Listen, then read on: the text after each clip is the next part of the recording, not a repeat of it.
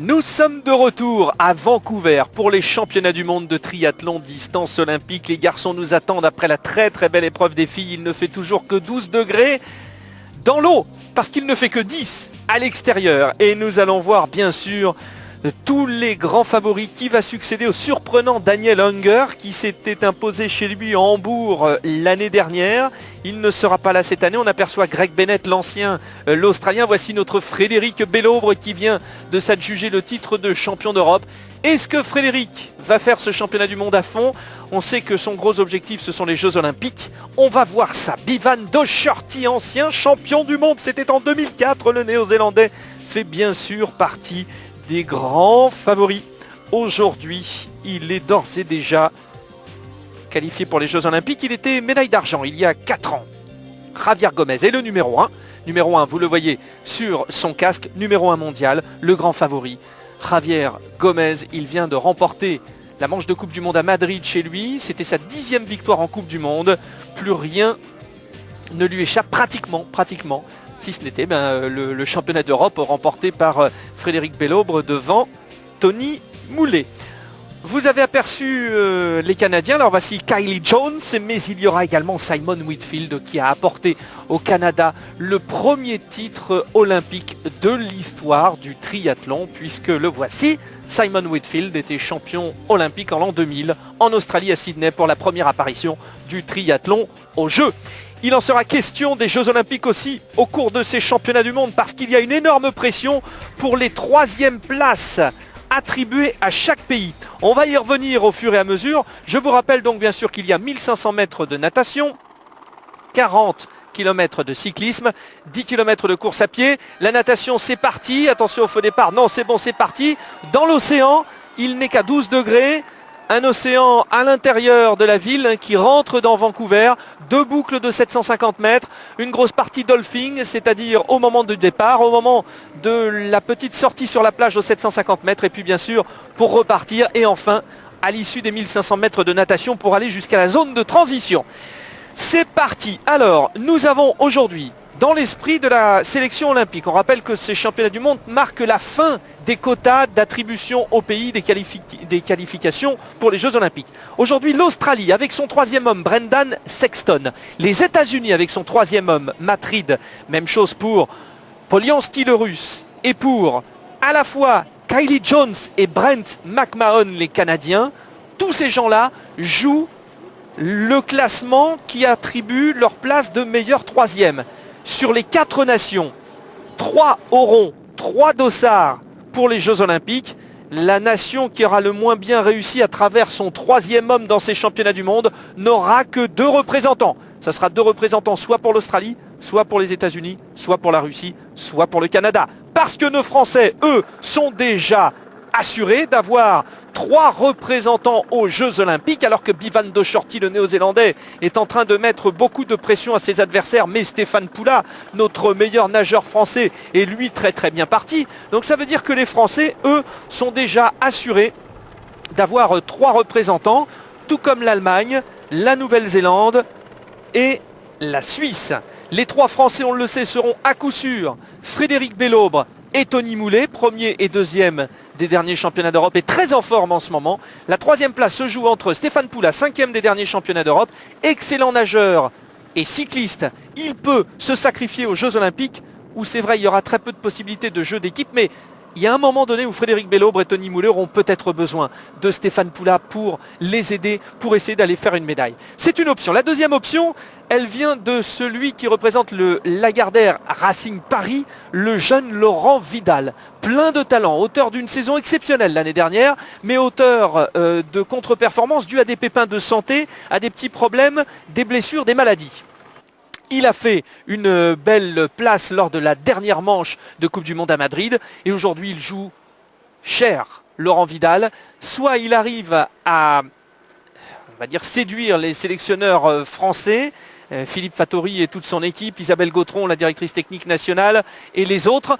Soit il arrive à les séduire aujourd'hui en disant je peux être un homme qui suis susceptible d'aller chercher une médaille ou une, on va dire une finale. Vous savez, les 8 premiers aux Jeux Olympiques sont des finalistes. Soit je ne le vous montre pas assez et ce sera donc Stéphane Poula. Ils sont 5 Français aujourd'hui, donc Bellobre, Moulet, Poula, Vidal et Cédric Fleurton. On ne sait jamais Cédric, hein. Même si, bon, ça sent un peu les contre-performances à répétition, dues peut-être à une fin de carrière annoncée, Cédric. Et on sait qu'il a un énorme potentiel, mais il n'arrive plus à en tirer profit. Donc est-ce que Cédric Fleurton va aujourd'hui aller chercher sa qualification? Rien n'est moins sûr. Sortie de l'eau aux 750 mètres. La bagarre est toute belle. On a vu Simon Whitfield parmi les premiers. On a vu également Stéphane Poula, toujours très fort. Paul Tichlar, Ivan Vassiliev faisait partie des meilleurs. Et puis Tayama Hirokatsu Tayama, le japonais, était vraiment très très bien placé. Frédéric Bellobre est aussi parmi les meilleurs. Les deux Beauvaisiens, Bellobre et Poula, toujours très à l'aise en natation, qui aujourd'hui ne craignent pas donc les 12 petits degrés de cet océan Pacifique ici à Vancouver, alors que les montagnes ne sont pas loin. Grande fraîcheur. Vous voyez tous les photographes qui vont aller se placer dans la zone de transition, alors que Stéphane Poula est a priori bien en ce moment. Ça va être une belle bagarre. Il y a Simon Whitfield aussi, le Canadien, qui fait partie des meilleurs. Voilà notre Stéphane Poula, 36 ans. C'est peut-être ce qui va inquiéter les sélectionneurs français. Est-il encore jeune? A-t-il la possibilité de... On va voir. En tout cas, entre Stéphane Poula et Laurent Vidal, il y a une vraie belle bagarre. Il y a deux options, hein. Il y a l'option, on essaye de miser un peu l'équipe, ce qui n'est pas franchement la tendance générale dans le triathlon. Moi, personnellement, je revendique toujours cette nécessité, parce qu'on l'a vu, les Espagnols notamment ont marqué les esprits avec les titres mondiaux d'Ivan Ragna, ce qui peut être vraiment un exemple. Et on a peut-être besoin du travail d'équipe. Voilà, et puis il y a l'autre école qui est de dire Laurent Vidal, c'est vrai, c'est énorme talent Laurent Vidal. Et puis comme il va de mieux en mieux, voilà, c'est une décision délicate. Stéphane Poula parmi les meilleurs, Simon Whitfield. On a vu également Frédéric Bellobre qui fait partie de ce petit groupe. Mais a priori, il n'y a pas de gros écarts à attendre de cette partie natation. Ils étaient 82 sur la liste des engagés aujourd'hui. On va dire un peu plus de 70 à partir. Il y a eu quelques défections. Voilà, sortie de l'eau. Stéphane Poula est très bien, on le reconnaît. Simon Whitfield est juste à ses côtés. Et il y a un petit écart sur Frédéric Bellobre, Paul Tichlar, Ivan Vassiliev et les autres, Stéphane Poula et Simon Whitfield. Peut-être un petit clin d'œil pour Stéphane Poula. Il est avec le premier champion olympique de l'histoire. Ça peut peut-être le motiver pour cette course. Sortie de l'eau donc sur cette plage. C'est difficile de courir sur du sable. Plus que jamais, la transition est difficile parce qu'on oblige finalement les triathlètes à courir, alors que cette transition, elle est finalement réservée au passage si spécifique musculairement parlant de la natation au cyclisme. Et Whitfield vient de passer à la course à pied. Ouais, mais ça on le sait, hein. C'est le problème de Stéphane Poula, la course à pied. Whitfield vient de passer Poula.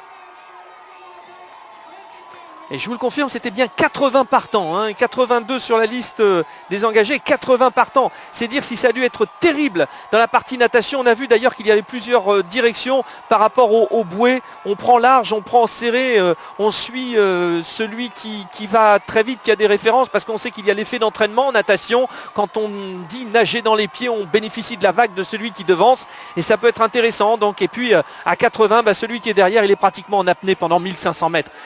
C'est un effort terrible. Voilà, les combinaisons néoprène ont été enlevées. Ça aussi, ce n'est pas une mince affaire. Il faut le faire rapidement et certains bégayent un peu quand il s'agit d'enlever cette combinaison. Vous voyez l'Allemand là notamment.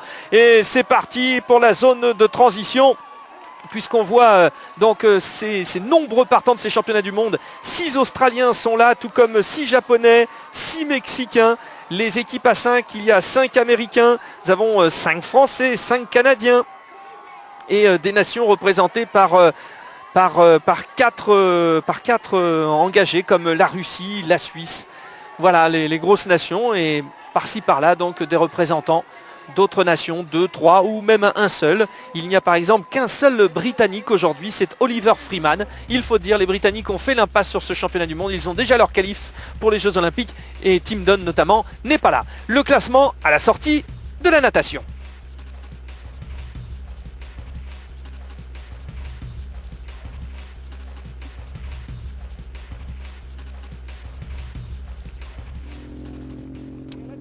Allez, c'est parti avec Simon Whitfield qui va a priori pas tenter le diable en essayant de partir sur la partie cycliste, parce que c'est un très très bon coureur à pied, et partir tout seul, même si il est très sélectif ce parcours de cyclisme, eh bien il ne permet peut-être pas tout seul de prendre suffisamment d'avance. Peter Robertson, l'Australien, il manque beaucoup à l'Australie. S'il avait été là pour la 3e place, il aurait peut-être apporté quelque chose. Olivier Marceau, Suisse, champion du monde, mais il était français en l'an 2000. Olivier Marceau, donc, qui sera lui aussi membre de cette équipe suisse avec bien sûr Reto Hug aux prochains Jeux Olympiques. Alors, les Allemands, on n'en a pas beaucoup parlé des Allemands finalement parce que eux aussi ont réglé leur problème de qualification olympique à Madrid il y a une semaine. Donc ils sont venus à 3 Allemands, Mike Petzold, Stefan Justus et Andreas Raelert. Et il semble qu'ils veuillent animer cette course où il n'y a pas donc Daniel Anger qui veut nous refaire le coup des championnats du monde de l'année dernière où il avait très peu couru et tout misé sur cette course. Et il avait gagné. Alors, l'ordre des dossards, je ne vous en ai pas encore parlé. C'est vrai qu'il y a plein de choses à dire alors qu'on aperçoit avec son numéro 29, Tony Moulet de Poissy, avec Oliver Freeman, donc le numéro 16, Oliver Freeman, l'américain qui est en train de rouler. Donc le 1, c'est bien sûr Javier Gomez. Le 2, Vassiliev, le russe, qui a fait vraisemblablement sa meilleure course il y a une semaine en Coupe du Monde. De Shorty, l'ancien champion du monde, a été avec le 3. Tischlar, le Canadien, en 4. Hug en 5. Mathurid en 6. Et Laurent Vidal en 7. Laurent Vidal, puisqu'il nous a fait une très bonne Coupe du Monde à Madrid dernièrement. Il a marqué des points. Et on sent bien que sur ces championnats du monde, ceux qui ont déjà leur qualification pour les Jeux Olympiques et qui se sentaient peut-être un peu diminués, n'ont pas tenté le diable. Je dis ceux qui se tentaient de diminuer parce qu'il y en a un qui ne se sent pas du tout diminué, c'est Javier Gomez, le numéro 1 mondial. Et quelle est la particularité de Javier Gomez, numéro 1 mondial? C'est qu'il n'a jamais été champion du monde. Il a été champion d'Europe, il a remporté 10 manches de Coupe du Monde, il a accumulé les podiums, 15 podiums sur ses 15 dernières sorties en Coupe du Monde, mais il n'a jamais été champion du monde. L'année dernière, il s'était classé 2e, derrière le surprenant Daniel Anger. Alors il a été vexé et il revient pour gagner. Donc lui veut être champion du monde. Voilà, à suivre Javier Gomez. Pour l'instant, nous n'avons pas trop d'enseignements concernant ceux qui visent une 3e place, le meilleur 3e pour se qualifier pour les Jeux Olympiques pour leur pays. Et je crois d'ailleurs que certains sont en train de jouer la course d'équipe. C'est intéressant parce que pour Sexton l'Australien, pour Reed l'Américain, pour Polianski le Russe et pour Jones et McMahon les Canadiens, il faut aller chercher des places. Et on voit que les Australiens notamment attendent Brendan Sexton. Il y avait un Australien qui attendait Sexton qui était dans un 2e groupe. Nous sommes très inquiets pour Brendan Sexton qui a priori a fait une sortie de l'eau un peu catastrophique. Et quand on sait que Matthew Reed est un très bon cycliste, l'américain, et qu'il est revenu, d'ailleurs oui ça y est, Matthew Reed est devant, Polianski aussi, Reed et Polianski étaient sortis pratiquement côte à côte de l'eau, Jones et McMahon, les Canadiens, McMahon était sorti lui en 8e position, donc il est devant, donc ça veut dire qu'il y a à coup sûr un Canadien pour faire meilleur 3e, donc Reed, Polianski et McMahon, alors que le pauvre Brendan Sexton, lui, était sorti en 52e position de l'eau et que je vous le confirme, ça serait une énorme sensation. Le 3e homme australien est donc lâché pour l'instant. Il n'y aurait à ce moment-là des championnats du monde que 2 représentants australiens, le pays du triathlon distance olympique, 2 seuls Australiens à Pékin. C'est une énorme surprise, mais à force d'avoir des triathlètes qui passent un peu de l'un à l'autre, comme Peter Robertson, Greg Bennett qui arrête mais qui n'arrête plus, bref, les Australiens ne se sont pas assez concentrés sur ces Coupes du Monde, ils l'ont pris un peu en dilettante et là aujourd'hui ils sont en train de payer le prix. On vient d'apercevoir avec son numéro 76, il était bien placé, c'est Ramon Echedia, l'Espagnol. Et ici avec le dossard 70, Brian Fleischmann, l'Américain. Il va y avoir d'ailleurs quelques tentatives. Alors, concernant les Français, j'essaie de voir. Donc, on a vu Tony Moulet devant. Il y a également Laurent Vidal qui est bien placé. Stéphane Poula également est présent. Tiens, avec le numéro 4, c'est Paul Tischlar. Les Canadiens sont impressionnants. Hein. Les Canadiens font la course d'équipe. On le répétera jamais assez. Mais ça a son importance, la course d'équipe. Notamment dans la mesure où en cyclisme, on peut se mettre à l'abri, ce qui n'est pas le cas d'ailleurs en longue distance en triathlon. Voilà, il avait gagné à Ishigaki la Coupe du Monde, vous l'avez vu, Simon Whitfield.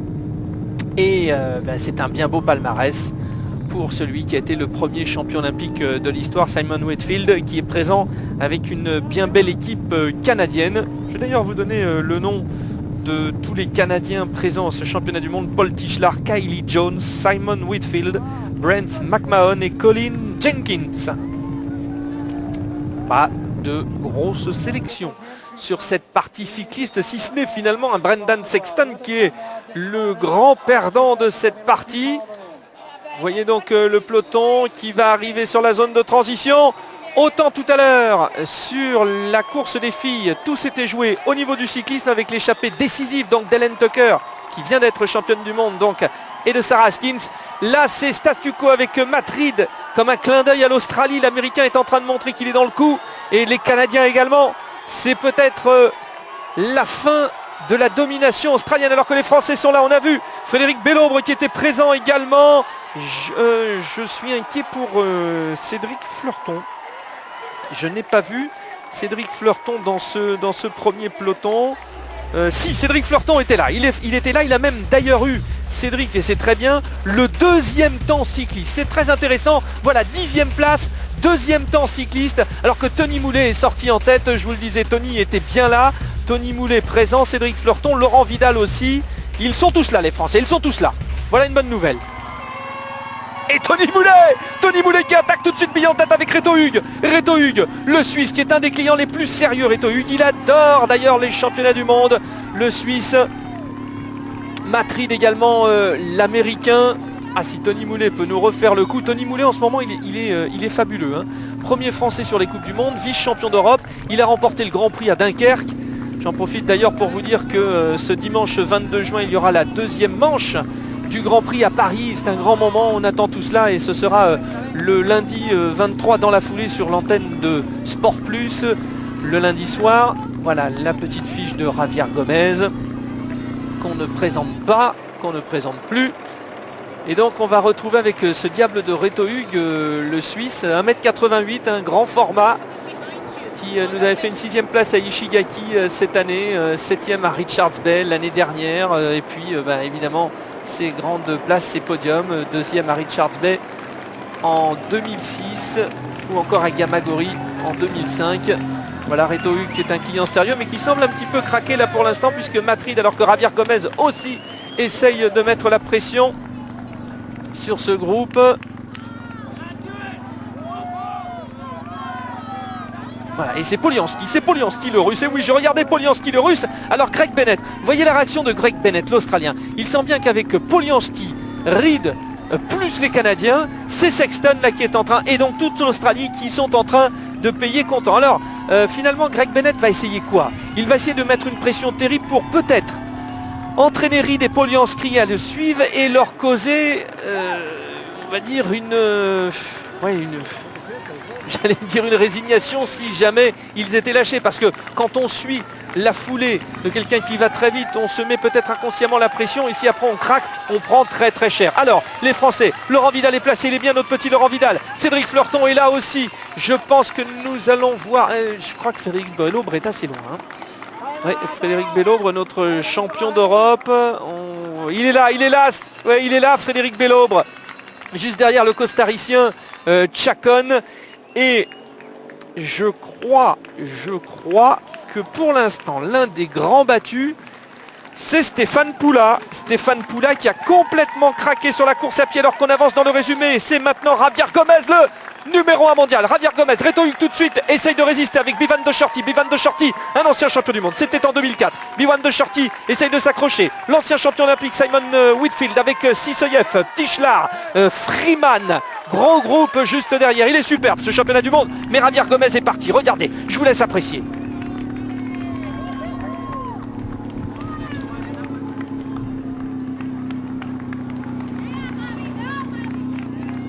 Voilà, avec le micro qui est placé sur la caméra, vous avez entendu, il y a très très peu de souffle fort. Finalement, il ventile très bien, très belle respiration, très régulière. Alors que Greg Bennett a pris cher. Finalement, c'est lui qui a payé les pots cassés. Greg Bennett, 36 ans. Oh, il en a gagné les Coupes du Monde, hein. Il en a gagné, il est bien revenu l'année dernière. notamment à l'épreuve des moines, qui sera la prochaine manche de Coupe du Monde, à suivre bien sûr sur Sport Plus, et qui est cette manche, la manche de Coupe du Monde la plus dotée. Et donc Greg Bennett était revenu, d'ailleurs avec Laura Bennett, sa femme, et tous les deux étaient repartis avec un beau pactole, puisque Laura Bennett avait gagné chez les filles. Et Greg Bennett a voulu faire le travail pour Brendan Sexton, mais là ça y est, ça se confirme. Les Australiens, selon toute vraisemblance, n'auront donc que 2 représentants à Pékin. Freeman, c'est bien ce que, dites-moi là, ce que font les Américains. Ça faisait longtemps qu'on n'avait plus vu les Américains à pareille fête. C'est un peu une résurrection. Au début des années 2000, c'était un gros mano à mano, notamment chez les filles, entre les Américaines et les Australiennes. Chez les hommes, ça prenait un peu ce pas. Et là, Freeman, Reed sont en train de marquer les esprits. Et Gomez, toujours Gomez, Javier Gomez. Alors bien sûr c'est la grande star en Espagne, Javier Gomez, il est numéro 1 mondial, il a supplanté Ivan Rania qui lui aussi avait été champion du monde, Ivan Rania. Et il était le premier espagnol de l'histoire à être champion du monde de triathlon. Et Gomez, ça lui manquait Javier Gomez, donc il est peut-être en train de rattraper son ami et celui qui sera vraisemblablement à son service à Pékin, Ivan Rania. B1 de Shorty, 31 ans. C'est aujourd'hui le retour des anciens. Hein. On a vu Bennett, Docherty, ils sont là. Alors que Reto Hug, lui aussi, n'est plus très jeune. Reto Hug est en train de se faire lâcher par Bivan Docherty, qui est peut-être celui qui est l'un des plus explosifs du circuit international de triathlon. Bivan Docherty, né en 1977 à Taupo, Nouvelle-Zélande. Grand fan de Matt Reed et de Chris Gemmel, avec qui, bien sûr, il a couru. Début en 1994 dans les grandes épreuves internationales de triathlon. Et il voit derrière ce groupe avec Reed et Tony Moulet. Tony Moulet qui est encore parti pour faire le premier français. Allez Tony, peut-être que si ce groupe revient sur Reto Hug, le Suisse qui est en train de craquer en 3e position, Tony peut peut-être aller faire une place de 3e. Ça ne surprendrait pas. Hein. Tony est dans une telle forme en ce moment, alors que Javier Gomez relance l'homme aux 10 victoires en Coupe du Monde. Vous entendez la cloche du dernier tour. Derrière lui, attention, un B1 Docherty. B1 Docherty qui avait gagné tellement de manches de Coupe du Monde. On se souvient de Moulou là-bas, notamment en Australie en 2006. B1 Docherty que voici. Champion du monde à Madère en 2004. Qui avait d'ailleurs été suivi d'une 2e place à Athènes aux Jeux Olympiques. Ça avait été une série terrible, médaille d'or au championnat du monde, médaille d'argent aux Jeux Olympiques. Il y avait eu en plus juste avant une victoire à Ishigaki en Coupe du Monde. Bivan Docherty, la grosse année en 2004, mais qui est sur le point de revenir parmi les meilleurs. Loin pour l'instant certes de Javier Gomez, mais présent. Gomez, l'Espagnol, Docherty, le Néo-Zélandais. Ah, il est encouragé hein, par un public conquis. Vancouver évidemment fan de sport, donc on vous le disait, Vancouver organisera les Jeux Olympiques d'hiver en 2010. Ce sont aussi les disciplines comme le hockey sur glace, puis le triathlon, hein, toujours très présent, qui sont dans ce pays honorés. Alors Reto Hug, ouais, alors je regardais si Reto Hug était en train de craquer. Oui, et évidemment, on attendait tous Tony Moulet pour peut-être aller chercher la 3e place, mais il semble que ce soit le Sud-Africain Hendrik De Villiers qui revienne sur Reto Hug et non pas notre Tony Moulet. Ouais, c'est bien De Villiers, Tony Moulet juste derrière, mais Tony là pour l'instant on le sent a du mal, il subit un peu le rythme imposé par Simon Whitfield.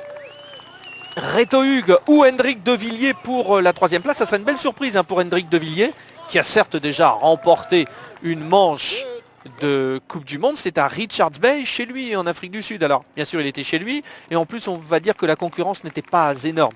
Mais là, aujourd'hui, il est en train de marquer les esprits. Voilà, Docherty, le Néo-Zélandais, derrière un Espagnol, Gomez. C'est assez drôle d'ailleurs, parce que quand Docherty a été champion du monde à Madère en 2004, il devançait Ivan Rania, l'Espagnol. On retrouve donc, 4 ans après, un mano à mano entre Néo-Zélandais et Espagnol. Mais là, c'est toujours le même Néo-Zélandais. Ce n'est plus le même Espagnol, mais c'est cet Espagnol, Javier Gomez, qui rêve d'être champion du monde. Il ne l'a jamais été malgré le fait qu'il soit numéro 1 mondial. Et c'est lui qui va peut-être venger Ivan Rania. Tony Moulet qui s'accroche toujours avec le groupe Madrid, avec Sisoyev, le russe, là, qui est impressionnant aujourd'hui.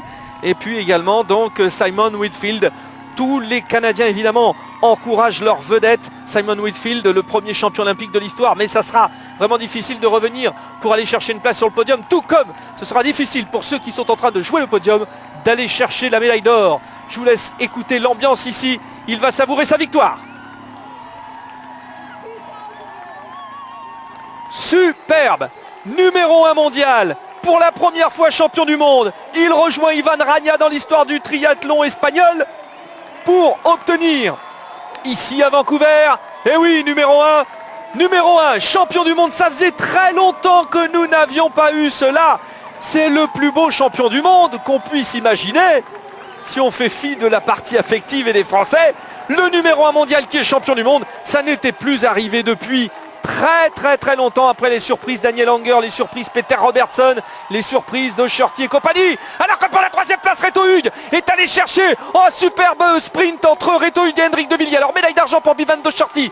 Voilà, toujours le mano à mano néo-zélandais espagnol. Et puis 3e place pour un Reto Hug exceptionnel. Il nous avait déjà fait le coup, Reto Hug, sur une manche de Coupe du Monde. Je pense que c'était à Madrid d'ailleurs. Il est allé chercher la 3e place. Attention à Simon Whitfield qui se bat avec Matt Reed pour la 5e place. C'est Mac Reed 5e devant Simon Whitfield, Igor Sisoyev et notre Tony Moulet qui se classe 8e. C'est bien Tony, bravo Tony sera à Pékin, on le sait. C'est superbe, bravo pour lui. Alors que nous avons donc...